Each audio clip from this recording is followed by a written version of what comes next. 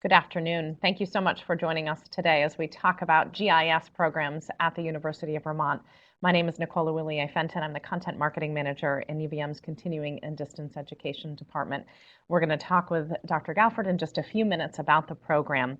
So we'll go over introductions, what is GIS and Geospatial Analysis, technology and data analysis during coronavirus pandemic. You can imagine how much mapping and data has been used to understand what has been happening in the pandemic globally. We're going to talk about the new certificate program, our Geographic Information Systems and Data Communications. And course logistics, learning objectives, we're going to go through the programs that are starting in the spring as well as the summer. We'll hear a little bit more from Gillian on those as well. And also, how can you apply this information? What kinds of careers are out there in geospatial analysis? So you can think about how would this apply to your current career or maybe career changing as well. And we have plenty of time for questions and answers. I posted into the chat today. I will monitor those and make sure that we have a chance to ask Gillian those questions. So welcome everybody who is joining us. We're so happy to see you. And we will maybe about a week or so post recording. And so as I mentioned, my name is Nicole. I work in our continuing and distance. She is our program director. She directs the Geospatial Technologies program and faculty in Rubenstein School of Environment and fellow at Gunn Institute for the Environment. Thank you, Gillian, for joining us today. And so I want to really toss it over to you because this is such fascinating information to think about the history of data to many of the things that we see today, many of the maps on all of the networks and the news that we're seeing as we have followed the progress of the global pandemic. Gillian, do you want to walk us through what we're seeing here?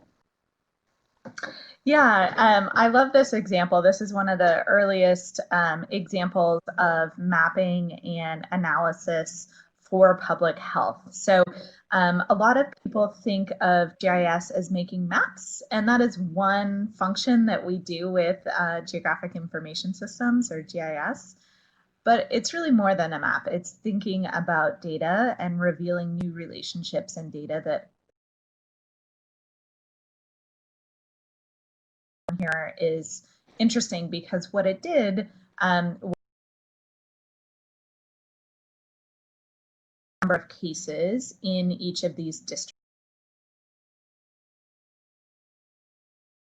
outbreak and mapping exercise. So epidemiology was actually one of the first areas where we saw the application of maps to understanding data and revealing relationships. So you can imagine if you looked at the total numbers of cholera across Paris, it would be really hard to pinpoint where to intervene and where to take action. In this map, you can see that there are areas with darker shading, and that shows where there were hotspots, areas where case numbers were really high, which can then help public health response.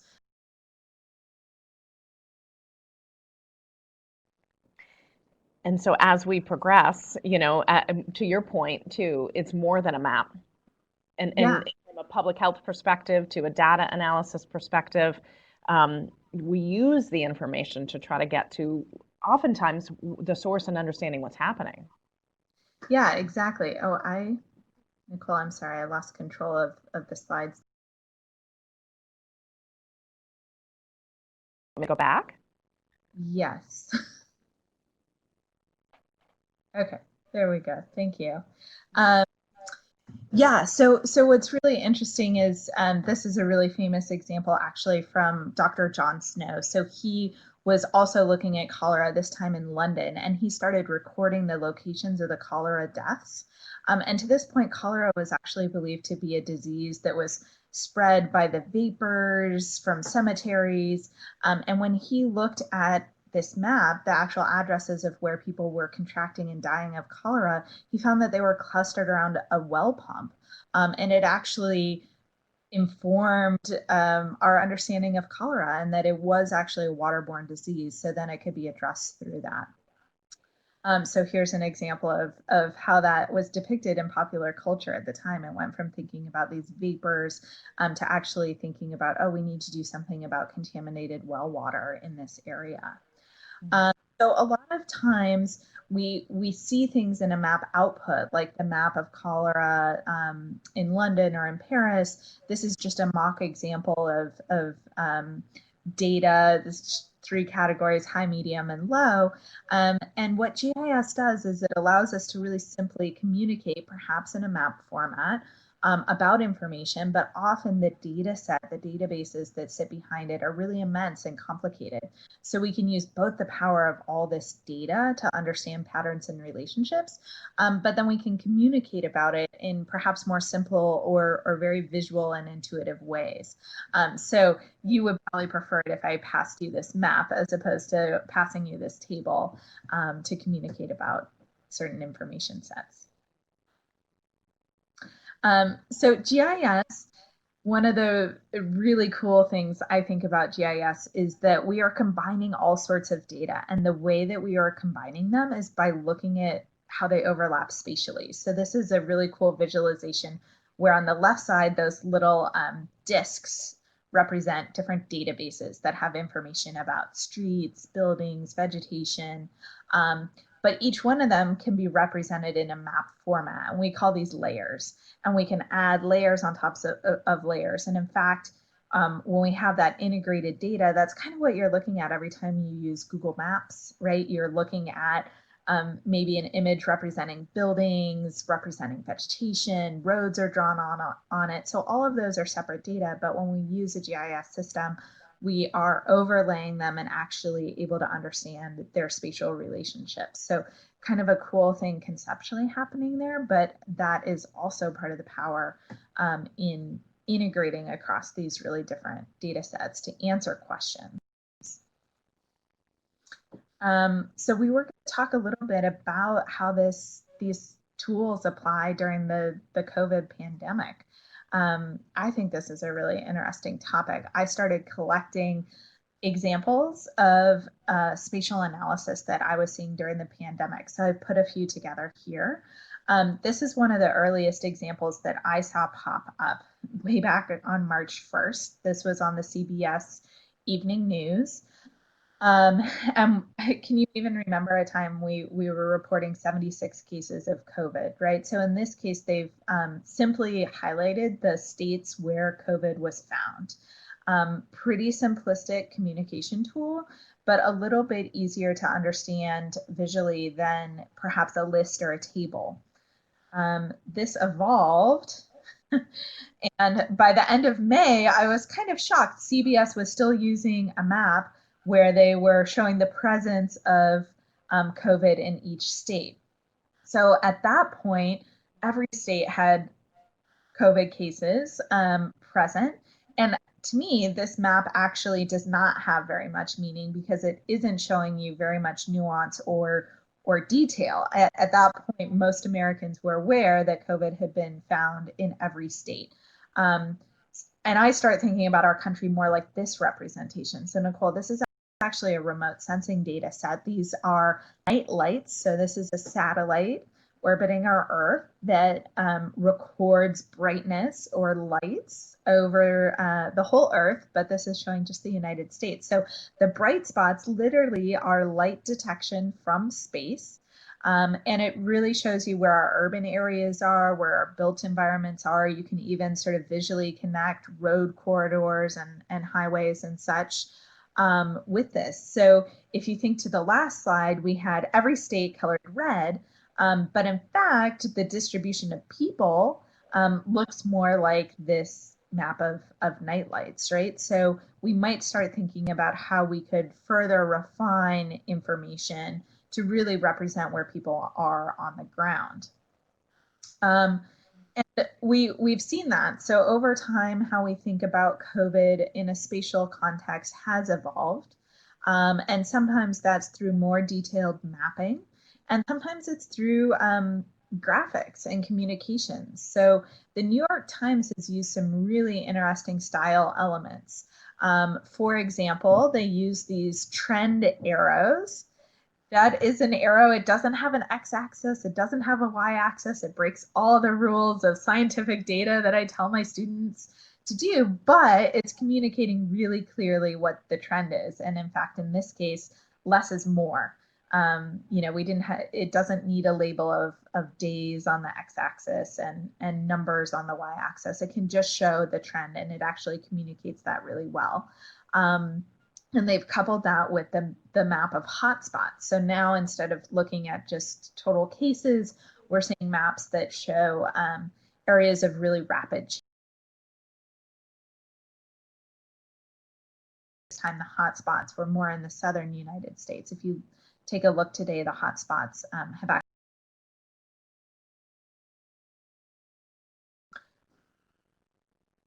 this is a really cool example. Anyone can go to the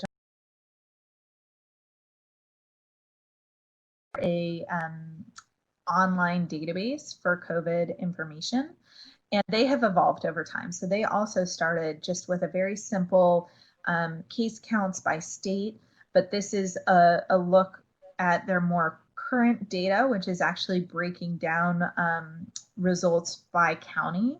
And they have an online GIS interface. So you could with their maps, and you could click, for example, on a particular county. I've pulled up a county in Alabama here. Interface examples, query it, which are all skills we use in GIS. So really cool online public resource for mapping COVID. And this is an example when we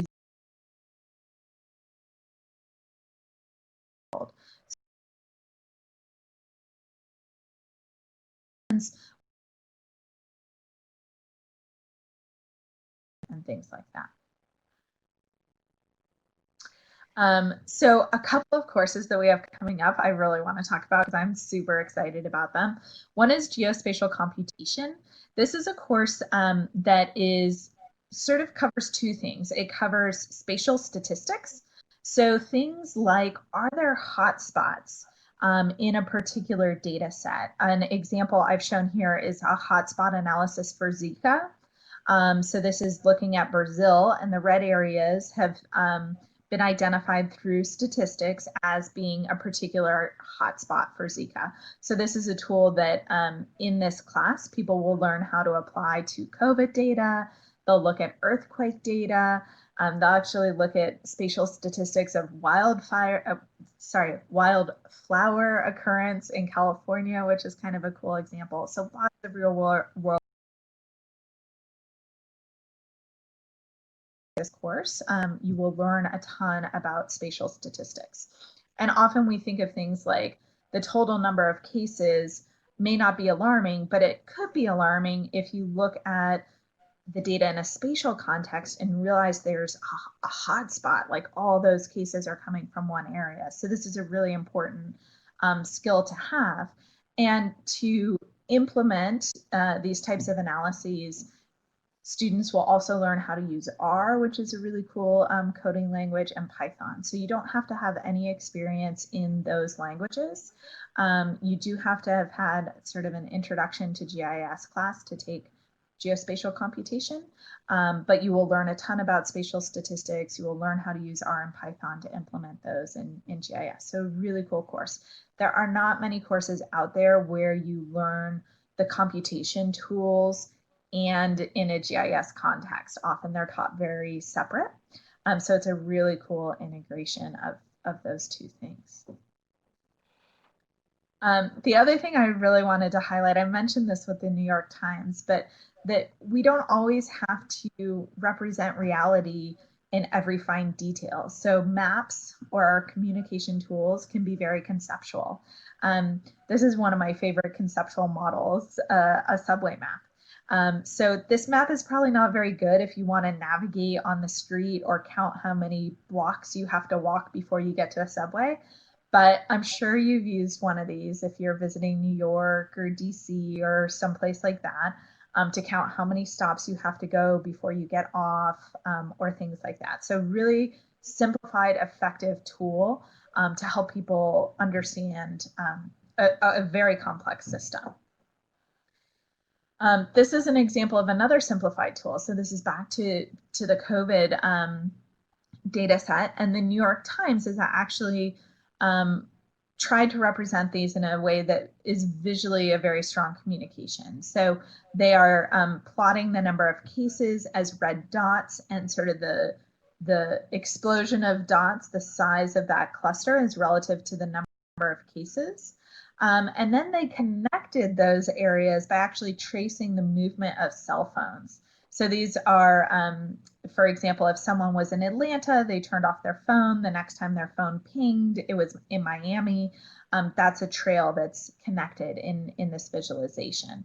So again, they are giving you a really good sense of where the hotspots were. This is a June map, so it's could be updated, but and then how perhaps those hotspots are connected by these travel corridors.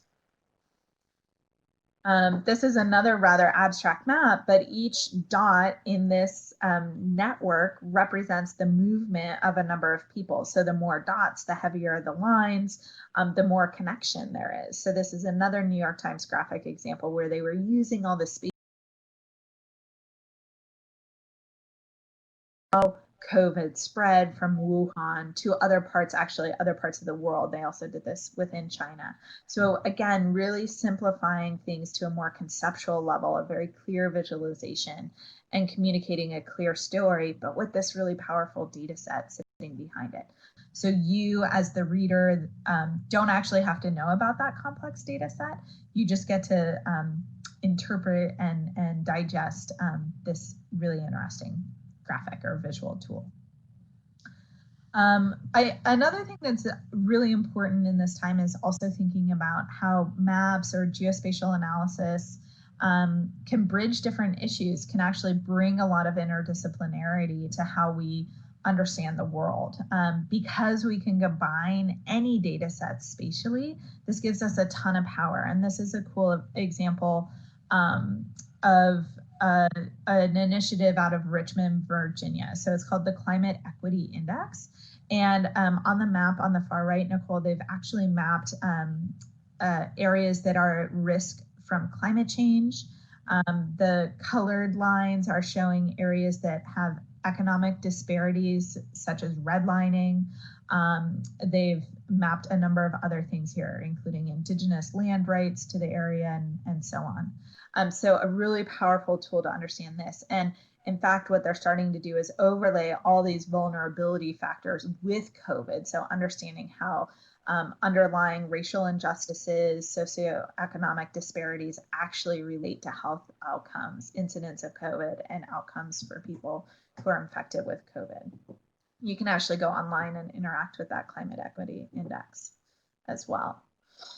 So these communication tools are something that we are focusing on in a new course. It's starting in January.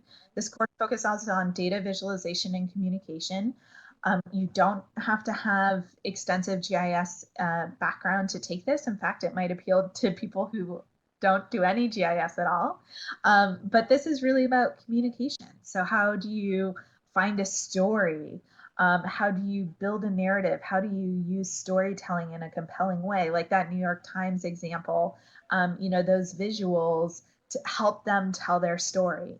So we, in that course, will learn about elements of human perception, how the brain perceives different visuals and visual cues, so we can actually use evidence-based design strategies in communicating information. We'll learn best practices in design and visualization. And we will do, of course, some communications work with maps. But I think this is a really cool course and opportunity as well. Well, and Gillian, you make such a point throughout the presentation about the communication, the visual communication, and how important that is, whether you are in a GIS field or just the ability to communicate data. And I think that's such a reoccurring theme that I've heard throughout the certificate program. Absolutely, yeah. And so speaking of that, what are the objectives of the certificate program? And the intention is not really to read all of this for everybody, but just giving the folks joining us today an opportunity to see some of the things that you will learn and you will be able to walk away and utilize throughout the entire certificate program. And Dr. Galford has touched on many of them, and impactful maps and visualization of large and complex data sets, going beyond off-the-shelf buttons towards the ability to customize workflows, scripts, and models. And I think this is also a really important piece that you've shared with me in the past, is access to these tools, the software, that as part of the program, you will have access to tools that you wouldn't necessarily many times not purchase on your own. Can you explain that for the people? Yeah, absolutely. So for example, in the GIS courses, we use Esri's ArcGIS Pro software, which as an individual can be very cost prohibitive, but it is the most commonly used GIS software in the United States. So it's great to build that skill set. And as a student in this program, you have access through UVM to that software. We use a virtual desktop interface, so you don't have to install it on your local computer, which means that anyone can access it. You don't have to get a new computer just to be able to run the software or something like that. But the other thing that we really focus on, Nicole, is that we want to build people's knowledge. We want you to be a critical thinker, to really understand the concepts, the techniques, the practices. So perhaps your employer or a future employer uses a different GIS software. You should be able to transfer your knowledge and skills to that other software. Of course, there's always a little bit of a learning curve if you did switch softwares, but with that really strong foundational understanding of what you're actually doing, not just which buttons to press, it is possible to move from those different platforms. So we're giving you a lot of exposure to sort of the most common software, but also empowering you so that if you did have to switch softwares, you would be capable of doing that.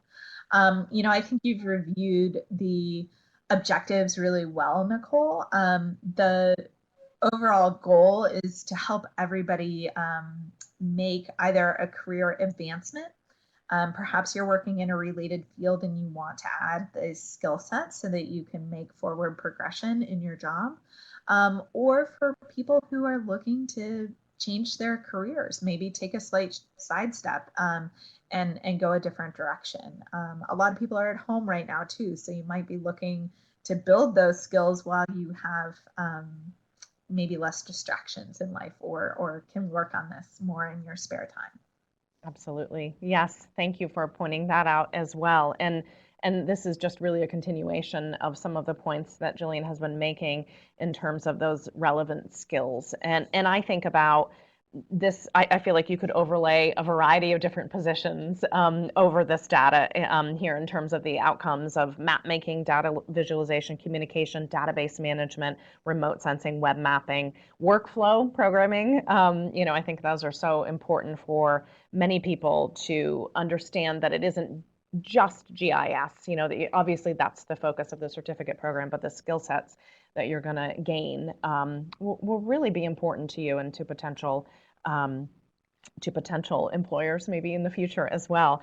So I want to pause for just a moment because we have a question in here from Nora. Nora asks, is the Geospatial Computation course using mainly ArcMap or ArcPro, or I see AGOL as well?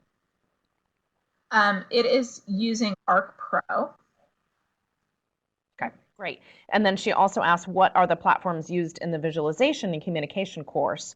Just story maps or also other ones, even non-ESRI or perhaps OpenStreetMap? Yeah, great questions, Nora. So the communications, data visualization and communications will actually work a lot on fundamentals.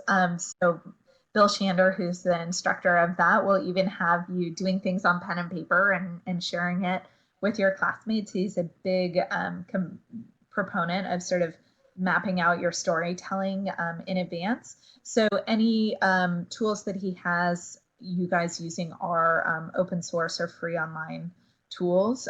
There is not a heavy mapping requirement there. A lot of it is really focusing on the storytelling and how you visualize, how you use those elements to communicate. And through that, he's actually helping you build a portfolio. So after that course, you can show some examples of your communication skills. Great, thank you, and thank you for that question, Nora. I appreciate that. This is a listing of what's coming up for the courses. And as Gillian was mentioning, that you need to take the intro to GIS before you jump into the geospatial computation. Is that correct? Mm-hmm. And so what you're seeing here, if somebody is just starting into the certificate program, what curriculum path would you recommend that they consider? Yeah, it depends on the individual. So if someone has background in Intro to GIS, sort of the equivalent of an Introduction to GIS course, maybe that's through work experience or a formal course, you might jump into Advanced GIS or Geospatial Computation.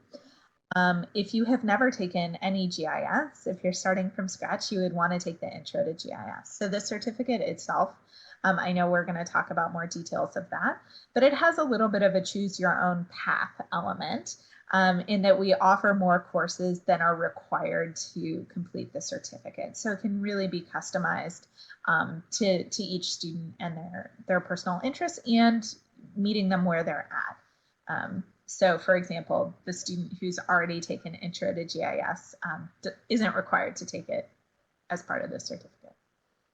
Great, and thank you for raising that point and just sharing that information, talking with one of our advisors to help you customize that curriculum path for you as well.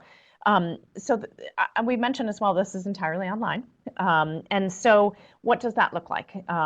Maybe this is your first online course. I'm thinking over time, we'll have less and less people that have never taken an online course.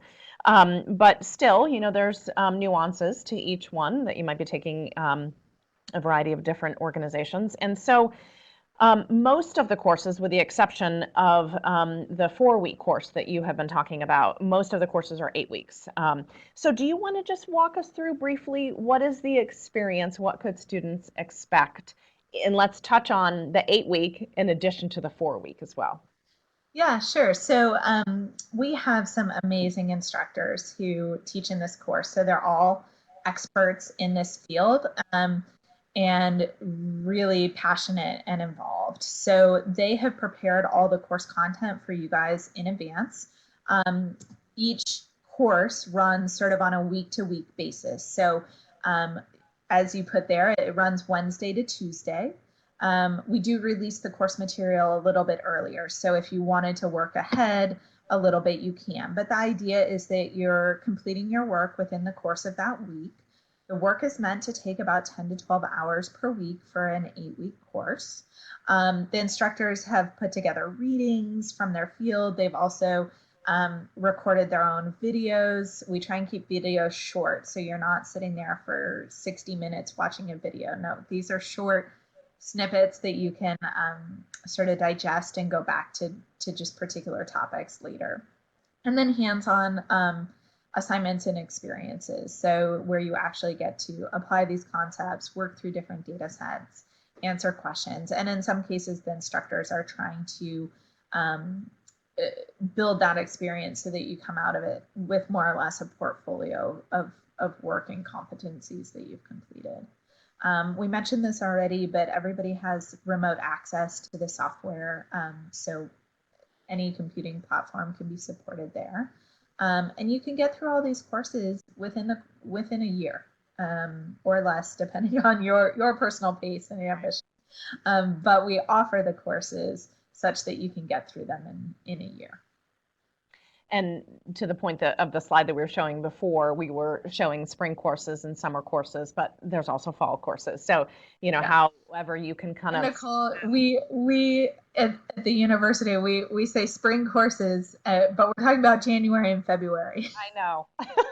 which I never think is spring. I think that's a wonderful point to clarify. Thank you so much. So yes, and so essentially all year round, all of the academic calendar year, there is something that you can find in our portfolio for GIS, and we can get a little bit more specific. So here we are with those specific dates. And I do just want to give a plug to any of the folks that are joining us. If you have additional questions, please do put them in the chat box, because I'm going to try to wrap us up in about 10 minutes or so. So if there's questions, I'll keep an eye out for those. But here's more of the details in terms of when they start. So the advanced GIS starts January 20th.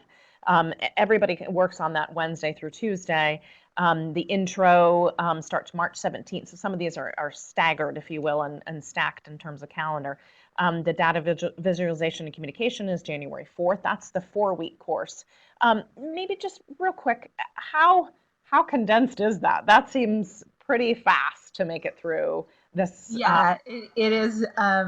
It is very ambitious, but I think it's going to be really fast-paced and fun. Like, I want to sit in on this course. Actually, I'm really excited about it. So it's the equivalent content to an 8-week course, but we're delivering it in 4 weeks. So you're going to move through it really rapidly.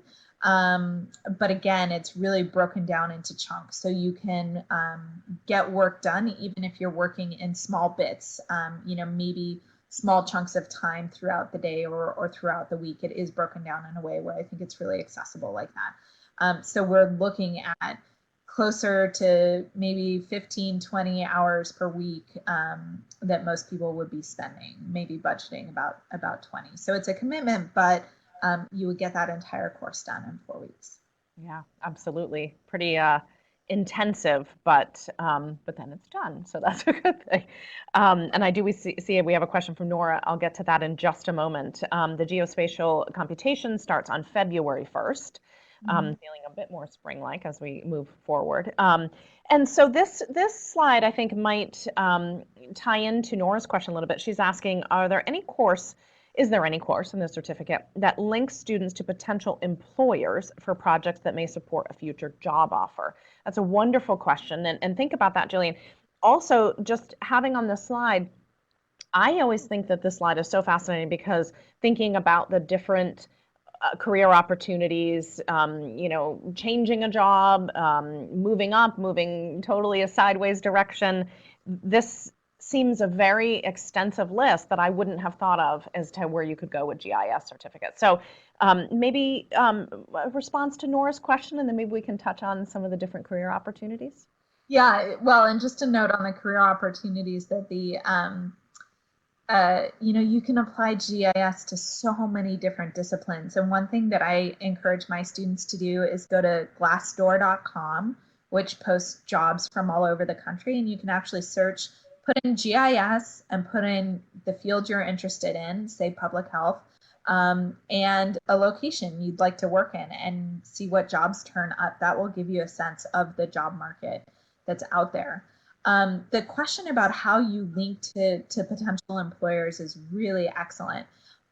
One good opportunity for that through this program is an independent study. So students have the option to complete one of their courses in the certificate as an independent study. So we can work with the individual student to identify an independent study mentor.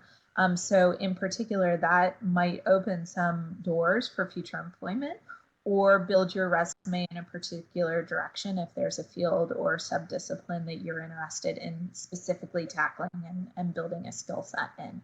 So that's definitely an opportunity there. I also saw the question, how many courses do you have to complete? So these courses can be taken a la carte for people who maybe don't want the full certificate or aren't ready to commit to it. But to complete the certificate, you would take 4 courses. So 4 courses are needed. And we have another question from Amy that just came in. Does UVM have a GIS graduate degree program or only the certificate? That's a really good question.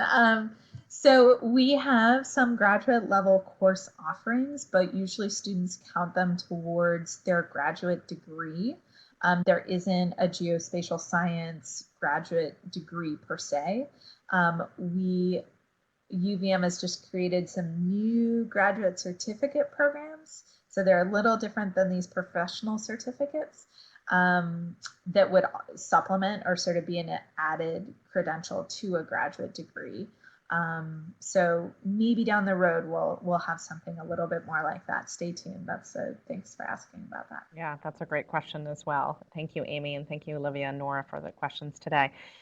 Just going to give a quick plug to see if there's any additional questions that anyone has, because we're going to wrap up here in just another minute. But, you know, I always think about you are so passionate about this field, and so your energy is contagious in terms of the field of GIS. And how did you get there? How did you get to fall in love with this field?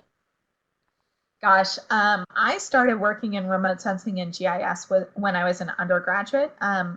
I got hired into a research lab, I believe, because I have a lot of background in photography, actually, and photography kind of translates to satellite images and so on. But I got really into it. I was really passionate about it. And I actually went to a conference when I was in college. I got to go to a conference in Yellowstone where they were talking about ecosystem management and humans and wildlife and how do you manage an ecosystem for both. And a lot of the presenters were talking about issues that were very controversial. There were huge arguments that broke out at the science conference, which is not typical for a science conference. And I just sat in the audience and I kept thinking, you know, if they had a map to demonstrate what they were talking about, it would be much harder to argue with them. And it just seemed to me that so many different applications and studies really needed to be augmented by spatial data and spatial analysis. So that's what I chose to go and pursue for graduate school. But it really was sitting in this auditorium in Yellowstone National Park, hearing people just argue about the science and thinking they just need a map. It was that pivotal moment for me. Back to your point always is that maps matter, right? And it would have mattered so much in that circumstance. We have a question here from Mark. Can you please send me more information? Yes, of course we can. Absolutely. I'm going to ask just Kelly to put up our website is up, but our email address at learn@uvm.edu. Mark, definitely send us an email. We will send you the recording from today and connect you with one of our advisors as well about this program. And I suspect courses will fill, so if there is interest, course spring registration is open. So I would encourage jumping in there, going on our website and taking a look, a little bit more information, and then signing up and hopefully joining Gillian and the wonderful faculty in our GIS program. Great, thank you so much, Kelly, for putting that up as well. So Dr. Galford, thank you so much for sharing your passion for maps and giving us a history lesson and a more current look as to what's been going on and how GIS data is helping support what we have been learning about the coronavirus pandemic. Thank you everyone for your questions, and we hope to see you in our certificate program, which is starting in a little bit about a month. Have a wonderful afternoon.